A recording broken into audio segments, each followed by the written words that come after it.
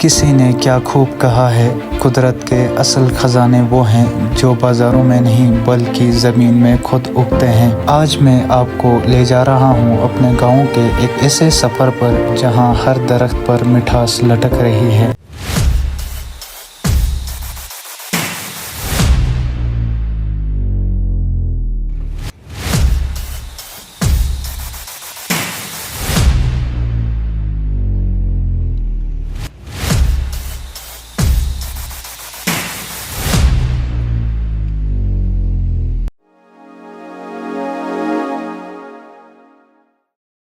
खुश आमदीद नाजरीन हमारे YouTube चैनल पे। आज हम आपको दिखाने जा रहे हैं हमारे गांव यानी अस्तौर वैली का सबसे अच्छा फल खुबानी, जिसे एप्रिकॉट भी कहा जाता है। मैं खुबानी के दरख्त में चढ़ रहा हूँ ताकि सही से पके हुए खुबानी उतार सकूँ।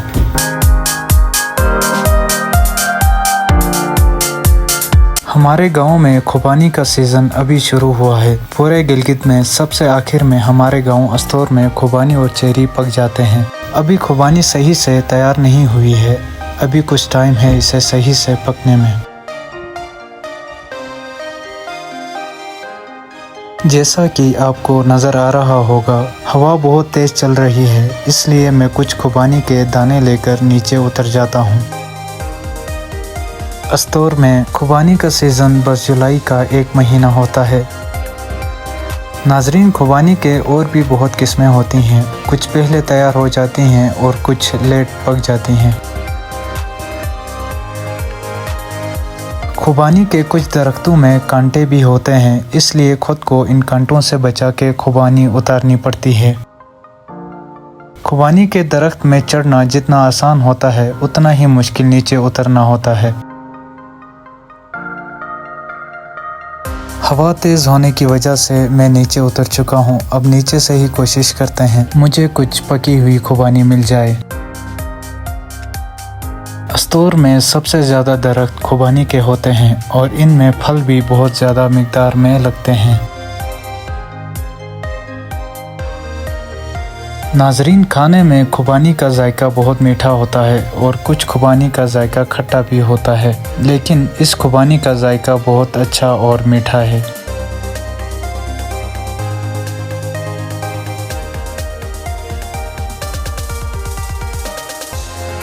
तेज़ हवा चलने की वजह से जो ऊपर से पकी हुई खुबानी थी वो नीचे गिर चुकी है, इसलिए अब मैं नीचे से उठा रहा हूँ।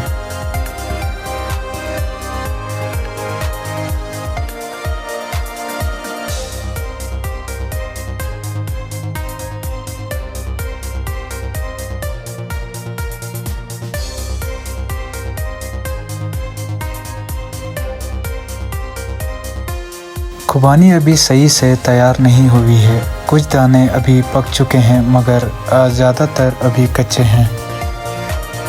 जैसा कि आप देख सकते हैं, माशाल्लाह इस दरख्त में इस दफ़ा बहुत खुबानी लगी हैं।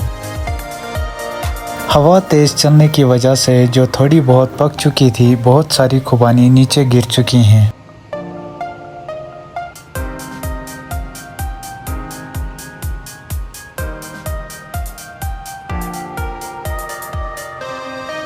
नाजरीन, ये खुबानी इस महीने के आखिर तक सही से पक जाएंगी।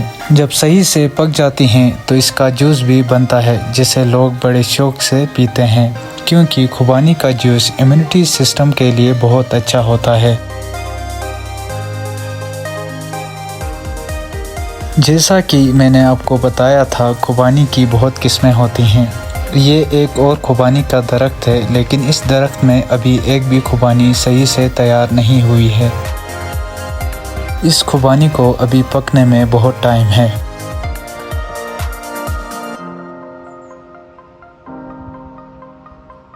इस खुबानी को भी खा के चेक करते हैं और देखते हैं इसका टेस्ट खाने में कैसा है।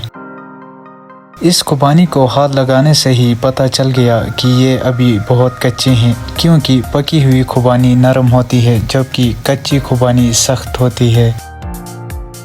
जब मैंने इसे टेस्ट करके देखा तो पता चला ये खुबानी कच्ची होने के बावजूद भी मज़ेदार है, लेकिन थोड़ी सी खट्टी ज़रूर है।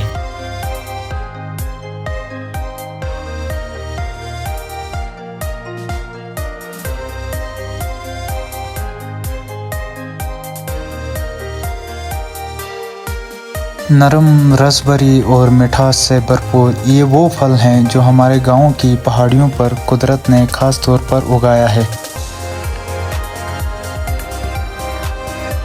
गर्मियों में जब ये दरख्त से गिरने लगती हैं तो पूरा माहौल एक खूबसूरत खुशबू से भर जाता है।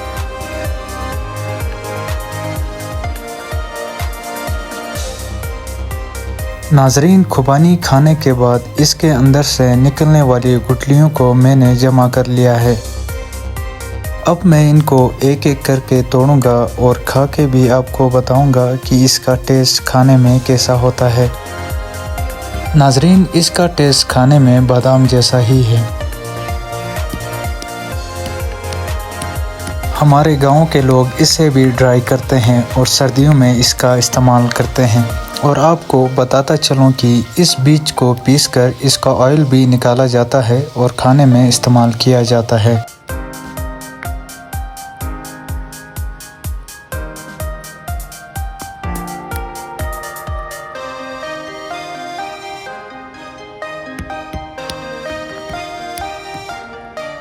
इसके अंदर से निकला ये नन्हा सा बीज, कुछ लोग इसे खुबानी का बादाम भी कहते हैं।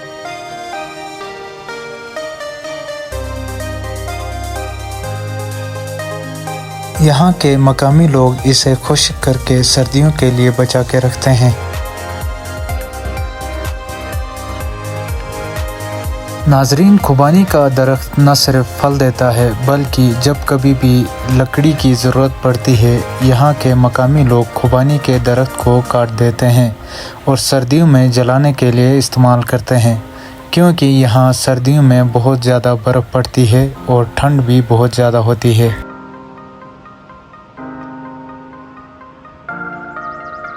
ये सामने जो आपको बड़ा सा दरख्त नज़र आ रहा है, ये है अखरोट का दरख्त। अभी अखरोट तैयार होने में बहुत टाइम है।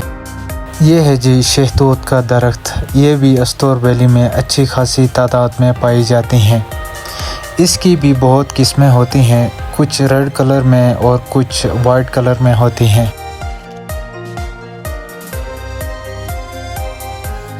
नाजरीन, शहतूत अभी सही से तैयार हो चुकी हैं। खाने में इसका टेस्ट बहुत मीठा और अच्छा होता है।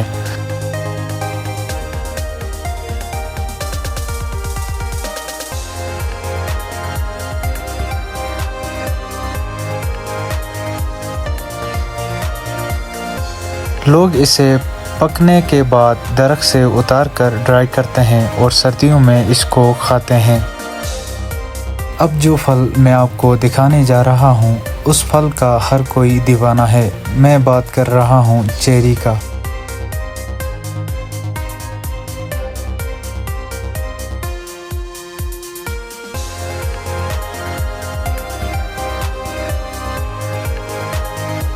चेरी की भी बहुत सारी किस्में होती हैं, कुछ ब्लैक होती हैं और कुछ रेड कलर में। जो ब्लैक चेरी होती है वो सबसे पहले तैयार हो जाती है और रेड कलर की चेरी सबसे आखिर में तैयार होती हैं। नाजरीन, ब्लैक चेरी बहुत मीठी होती है, इसलिए जल्दी ख़राब हो जाती हैं, लेकिन ब्लैक चेरी खाने में बहुत अच्छी होती हैं और इनकी मार्केट वैल्यू भी बहुत ज़्यादा होती है। मेरे गांव अस्तौर में पहले चेरी के दरख्त बहुत कम हुआ करते थे, मगर अब चंद सालों में चेरी की ग्रोथ बहुत ज़्यादा हो गई है। अगर टाइम पे इस दरख्त से चेरी न उतारी जाए तो ये ख़राब हो जाती हैं। अब मैं दूसरी चेरी की तरफ जाने लगा हूँ। इस चेरी को भी टेस्ट करके देखते हैं। ये देखें, माशाल्लाह, इस दरख्त पर बहुत सारी चेरीज लगी हुई हैं।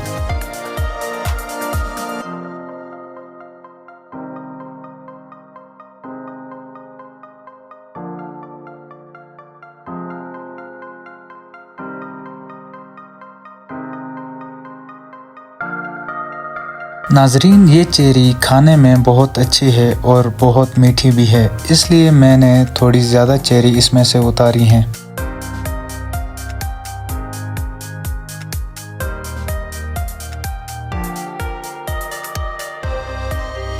ये है पाकिस्तान का सबसे खूबसूरत गांव अस्तोर वैली, जिसमें अल्लाह ने बेपनाह नियामतें हमें अता की हैं।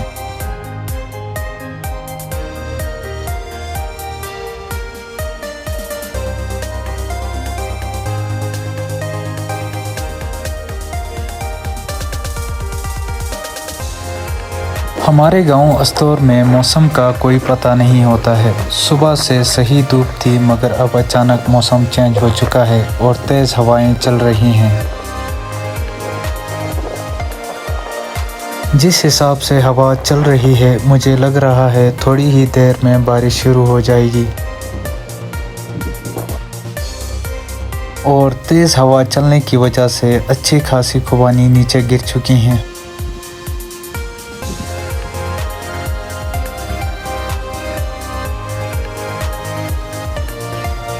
नाजरीन, आजकल के दौर में हम अक्सर बाज़ार की मसनूई ज़ायक़ों के पीछे दौड़ते हैं, लेकिन असल ज़ायक़ा, असल खुशबू और असल तस्कीन तो कुदरत के इन तोहफ़ों में है जो हमारे अपने गाँव में मौजूद हैं।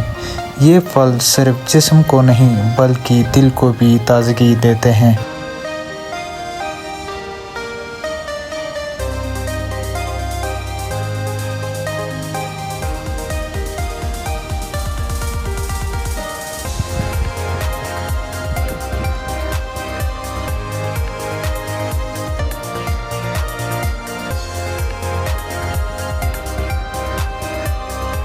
नाजरीन, अगर आपको भी कुदरती ज़ायक़ों से मोहब्बत है, अगर आप भी गाँव की मिट्टी से जुड़े हुए हैं, तो इस वीडियो को लाइक करें और दोस्तों से शेयर करें और कमेंट्स में बताएं कि आपको इन तीनों फलों में से सबसे ज़्यादा कौन सा पसंद है।